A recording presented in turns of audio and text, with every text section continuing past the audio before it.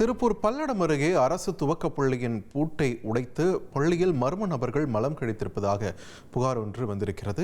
இது தொடர்பான கூடுதல் விவரங்களை வழங்க இணைகிறார் எமது செய்தியாளர் பிரதீஸ்வரன். வணக்கம்.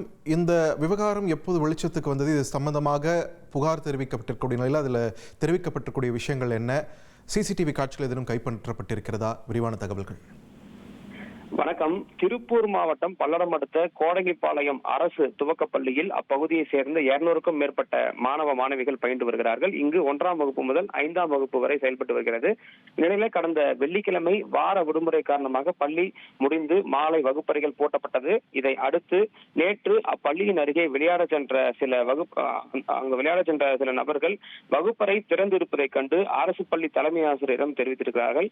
தொடர்ந்து அங்கு சென்ற தலைமை ஆசிரியர் சரஸ்வதி வகுப்பறையின் பூட்டு உடைக்கப்பட்டு வகுப்பறையினுள் இருக்கக்கூடிய மாணவர்கள் பயன்படுத்தும் அந்த பெஞ்ச் முழுவதுமாக மலம் கிடந்ததை கண்டு அதிர்ச்சி அடைந்து இது குறித்து அவர் பல்லடம் போலீசாருக்கு தகவல் தெரிவித்துள்ளார்.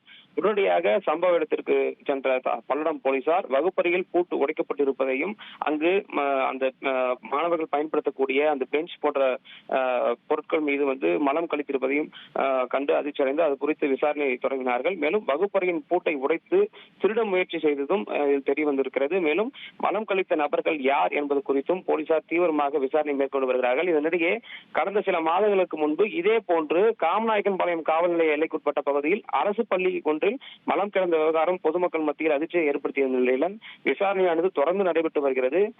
இந்நிலையில் மேலும் இதே போன்று பல்லடம் பகுதியில் மற்றொரு பள்ளியில் மலம் கழித்த சம்பவம் பரபரப்பை ஏற்படுத்தியிருக்கிறது.